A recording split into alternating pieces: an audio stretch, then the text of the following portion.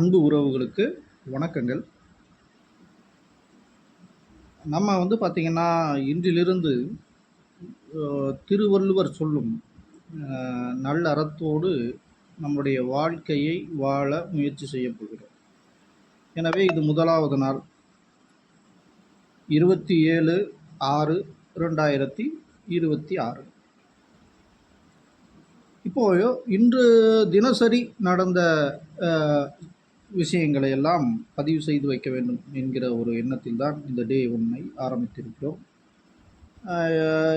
இன்று காலையில் பார்த்திங்கன்னா, எந்திரிச்சோன்னே நம்ம வாட்ஸ்அப்பில் ஒரு நல்ல செய்தி வந்தது. முதலாக வந்த செய்தி, நமது மக்கள் தமிழ் ஆட்சியாளர் நாகராஜன் ஐயா அவர்கள் தனது சேனலை மானிட்டேஷன் செய்து விட்டார் அப்படிங்கிற ஒரு மகிழ்ச்சியான ஒரு செய்தி அப்படிங்கிறது நமக்கு வந்தது. நேற்றே நான் ஐயாட்ட சொல்லியிருந்தேன், ஐயா அதை பண்ணுங்க அப்படின்னு. இன்றைக்கி அந்த செய்தியை நம்மோடு பகிர்ந்தார். உடனே அவருக்காக ஒரு வாழ்த்து பதிவு ஒன்று ஷார்ட்ஸ் வீடியோவில் போட்டாச்சு. அப்புறம் இன்றைக்கி ஒரு புதிய கம்பெனி ஒர்க்கு, அதை வேலை விஷயமாக போயாச்சு. அங்கே இருக்கும்போது ஒரு 11 மணி அளவில் பாஸ்கர் மோகன்ராஜ் ஐயா கூப்பிட்டுருந்தார். அப்போ ஐயாட்ட பேசணும், ஐயா நீங்கள் உங்களுடைய சேனலை நீங்கள் மறுபடியும் கொண்டு வாங்க அப்படின்னு. இல்லை சகோ, அது இறைவனுடைய அந்த திட்டம் அதுவாக இருந்தால் நம்ம அதை ஏற்றுக்கத்தான் வேணும். ஒருவேளை இன்னும் என்னுடைய அந்த நோன்புங்கிறது இன்னும் கொஞ்சம் அதிகமாக போய்கிட்டு இருக்குது, இறைபக்தி அதிகமாகிட்டு இருக்கு. எனவே கூடிய சீக்கிரம் செத்தார்களும் உடையும் அது நடக்கிறதுக்குண்டான அந்த ஒவ்வொரு அறிகுறிகள் எல்லாம் தெரிஞ்சிட்ருக்குது அப்படிங்கிறத பற்றியெல்லாம் ஐயா பேசினார். இப்போ ஐயா கூட பகிர்ந்த ஒரு விஷயம் என்னன்னு கேட்டிங்கன்னா, போன வாரத்தில் ஒரு நியூஸ் ஒன்று பார்த்துருந்தோம். அதாவது பெத்லகேம் நகரில் இயேசு மகான் நடந்த அந்த பெத்லகேம் வீதிகளில் ஓரின சேர்க்கையாளர்கள் பேரணி அப்படிங்கிறது நடந்திருக்கு. இந்த பைபிள் படி நீங்கள் பார்த்தீங்க அப்படின்னா, பழைய ஏற்பாடு படி சேதோம் குமாரா அப்படிங்கிற 2 நகரங்களை இறைவன் அழித்திருக்கிறார்.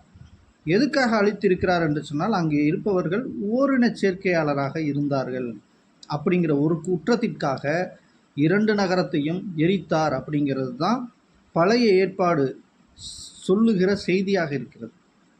இந்த ஓரின சேர்க்கை என்பது எவ்வளவு இறைவனிடமிருந்து தூரமாக போகிற விஷயம் அப்படிங்கிறது தான் பைபிள் சொல்கிற விஷயம். நம்மளும் அதை தான் சொல்கிறோம். ஆனால் அப்படிப்பட்ட ஒரு விஷயம்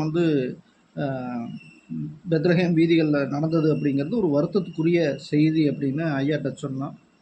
ஐயாவும் அதை ஆமாம் நானும் பார்த்தேன் அப்படின்னு பகிர்ந்து கொண்டார். அப்புறம் இன்னும் நிறைய விஷயங்கள்லாம் பேசினோம். அதற்கு பிறகு மதியானம் தான் வீட்டில் பார்க்கும்போது தான் தெரியுது, பாக்கியராஜ் ஐயா அவர்கள் இறந்து விட்டார். பாக்கியராஜ் ஐயா பார்த்தீங்க அப்படின்னா ஒரு சிறந்த இயக்குனர். அவருடைய கதைகள், அவருடைய படங்கள்லாம் ரொம்ப நல்லா இருக்கும். அப்படிப்பட்ட இயக்குனர் அவர்கள் ஒரு 73 வயசு.